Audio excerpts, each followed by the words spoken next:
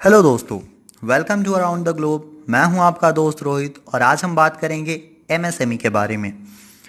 आप सबको पता है कि कोरोना महामारी ने पूरे वैश्विक अर्थव्यवस्था को तहस नहस करके रख दिया है।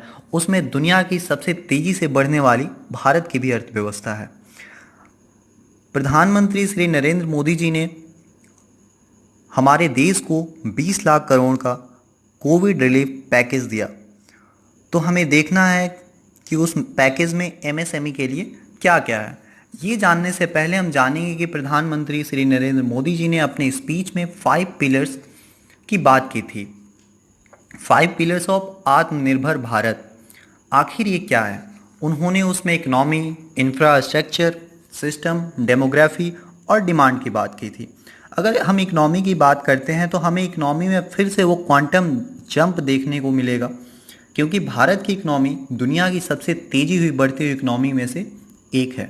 तो अभी पूरी इकोनॉमी लॉकडाउन फेज से गुजर रही है। जैसे ही लॉकडाउन फेज ख़त्म होगा, हम इकोनॉमी को कहीं ना कहीं पटरी पे लाने की कोशिश करेंगे। उसके बाद फिर से हम वो ग्रोथ रेट देखना चाहेंगे जो इस महामारी से पहले थी। दूसरी बात करते हैं इंफ्रास्ट्रक्चर की। अगर हम इकोनॉमी में क्वांटम जंप देखना चाहते हैं तो उसके लिए हमें उस तरीके का इंफ्रास्ट्रक्चर भी खड़ा करना पड़ेगा, इंडस्ट्रीज लगानी पड़ेगी, एफडीआई लाना पड़ेगा और ज़्यादा से ज़्यादा गवर्नमेंट को इन्वेस्टमेंट करना पड़ेगा। तीसरी बात करते हैं सिस्टम की। सिस्टम जो है टेक्नोलॉजी बेस्ड होना चाहिए, उसमें टेक्नोलॉजी का सबसे बड़ा योगदान होना चाहिए, क्योंकि अगर हम टेक्नोलॉजी को अपने सिस्टम में नहीं लाएंगे हम ज़्यादा तेज़ी से ग्रो नहीं कर सकते।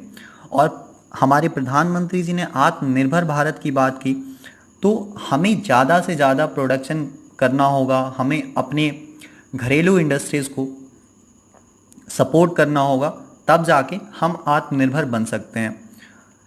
चौथा उन्होंने जो पिलर बताया वो है डेमोग्राफी। डेमोग्राफी मतलब जो हमारी डेमोक्रेसी है, जो हमारे लोग हैं, उनको भी साथ लेके चलना पड़ेगा। डिमांड, ये सारी चीज़ों होने के बाद अगर डिमांड अच्छी रहे तो इकोनॉमी की ग्रोथ भी अच्छी होगी। तो हम एक्सपेक्ट करते हैं कि 5 पिलर्स ऑफ इकोनॉमी को ध्यान में रखते हुए भारत की सरकार भारतीय इकोनॉमी को, भारतीय अर्थव्यवस्था को फिर से पटरी पे लाने की बात करेगी। तो आइए हम देखते हैं कि हमारी इकोनॉमिक एक्टिविटीज़ क्या क्या हैं। हमारी जो इकोनॉमिक एक्टिविटीज़ है वो जनरली 3 सेक्टर्स में बटी हुई हैं। पहला प्राइमरी सेक्टर, दूसरा मैन्युफैक्चरिंग सेक्टर और तीसरा सर्विस सेक्टर। प्राइमरी सेक्टर्स में वो सारी एक्टिविटीज़ आते हैं जैसे कि फिशिंग, फार्मिंग, माइनिंग या जितनी भी ऐसी चीज़ें हैं जहाँ से सेकेंडरी सेक्टर को रॉ मटेरियल मिलता है। दूसरी जो मैन्युफैक्चरिंग सेक्टर है ये कहीं ना कहीं पूरी तरीके से प्राइमरी सेक्टर पे डिपेंडेंट है। जैसे एग्जांपल के लिए अगर कार फैक्ट्री की बात करें तो कार फैक्ट्री को जो लोहा चाहिए, स्टील चाहिए, वो उसे माइनिंग से ही मिलेगा। तो manufacturing sector purely primary sector पे डिपेंडेंट है। तीसरा सेक्टर जो सर्विस सेक्टर, सर्विस सेक्टर को टर्शियरी सेक्टर भी बोलते हैं। इसमें जो भी सेवाएं दी जाती है वो सारी इस सेक्टर में आती है, जैसे कि बैंकिंग सर्विसेज जो है, रेस्टोरेंट जो है, टेलीकम्युनिकेशन सर्विसेज जो है, तो इसमें ये सारी, तो हमारी पूरी इकोनॉमी कहीं ना कहीं इस तीनों सेक्टर के इर्द गिर्द घूमती रहती है। अब आइए बात करते हैं कि 20 लाख करोड़ पैकेज में अभी तक क्या क्या कवर हुआ है, जो कि हमारे वित्त मंत्री निर्मला सीतारमन जी द्वारा प्रेस कॉन्फ्रेंस में बताया गया है। उसमें सबसे पहला जो सेक्टर है एमएसएमई, जो कि इस वीडियो में हम बात करने वाले हैं। दूसरा नॉन बैंकिंग फाइनेंशियल कंपनीज। तीसरा micro finance institutions. Power distribution companies के बारे में हमें पता है कि कैसे वो लॉस में चल रही है, क्योंकि अभी जो दौर चल रहा है उनकी रेवेन्यू बिल्कुल गिर चुकी है। कॉन्ट्रैक्टर्स, जो भी सरकारी कॉन्ट्रैक्टर्स हैं, रेलवे के हो, रोड के हो, हाईवे के हो, उनको 6 महीने के लिए रिलीफ दिया गया। रियल एस्टेट को भी रिलीफ दिया गया है। टैक्स पेमेंट की डेट जो है वो बढ़ा दी गई है। तो इन सारे सेक्टर्स के बारे में हम अलग वीडियो में एनालिसिस करेंगे। इससे पहले हम बात करते हैं एमएसएमई के बारे में। एमएसएमई पे सरकार क्यों इतना फोकस कर रही है, आइए जानते हैं कि हमारे भारत की अर्थव्यवस्था में एमएसएमई का क्या रोल है। सबसे पहली बात है कि एमएसएमई सबसे ज़्यादा जॉब क्रिएट्स करती है। दूसरी, कंट्रीब्यूट करती है एक्सपोर्ट में। एमएसएमई वो सेक्टर है जहाँ पे हम एक्सपोर्ट ज़्यादा से ज़्यादा कर सकते हैं प्रो पॉवर्टी को रिड्यूस करती है, गरीबी जो है हमारे देश में उसको रिड्यूस करती है, क्योंकि ये जितनी ज़्यादा जॉब ऑफर करेगी पॉवर्टी उतनी ही ज़्यादा रिड्यूस होगी। एमएसएमई सेक्टर कहीं ना कहीं डिस्ट्रीब्यूशन ऑफ वेल्थ के थ्रू इकनॉमी में जो भी इनइक्वालिटीज़ है गरीब और अमीर के बीच का फ़र्क उसको कम करती है, क्योंकि जहाँ पॉवर्टी कम होगी, जहाँ ज़्यादा से ज़्यादा जॉब्स क्रिएट होंगे, एक्सपोर्ट होगा, तो इनइक्वालिटी खुद ब खुद कम हो जाएगी। और ये सेक्टर एक ऐसी सेक्टर है जो लर्निंग भी प्रोवाइड करती है, इसके थ्रू स्किल इम्प्रूवमेंट होता है। ये एक ऐसी सेक्टर है जिसमें मशीन में कम इन्वेस्टमेंट होता है, आपके स्किल पे सबसे ज़्यादा इन्वेस्टमेंट होता है। तो आइए आगे बात करते हैं कि सरकार ने इस बार के जो 20 लाख करोड़ का रिलीफ फंड है उसमें एमएसएमई सेक्टर का डेफिनेशन कैसे चेंज किया। आज के डेफिनेशन के अनुसार अगर हम एमएसएमई सेक्टर को, एमएसएमई का full form micro small and medium enterprises होता है। इसके जो यूनियन मिनिस्टर हैं वो नितिन गडकरी जी हैं। अगर अभी के डेफिनेशन के बारे में बात करें तो अभी जो एमएसएमई फर्म्स हैं उनको मैन्युफैक्चरिंग इंटरप्राइजेस और सर्विस इंटरप्राइजेस दो कैटेगरी में बांटी गई हैं। मैन्युफैक्चरिंग इंटरप्राइजेस में अगर इन्वेस्टमेंट 25 लाख तक है तो वो माइक्रो फर्म है, अगर इन्वेस्टमेंट 5 करोड़ तक है तो स्मॉल के कैटेगरी में आएगी, और अगर इन्वेस्टमेंट 10 करोड़ तक है तो मीडियम में आएगी। अगर सर्विस इंटरप्राइजेस की बात करें तो इन्वेस्टमेंट 10 लाख तक है तो वो माइक्रो में आएगी, इन्वेस्टमेंट 2 करोड़ तक है तो स्मॉल में आएगी, और इन्वेस्टमेंट 5 करोड़ तक है तो मीडियम में आएगी। अब जो रिवाइज्ड डेफिनेशन जो कि हमारी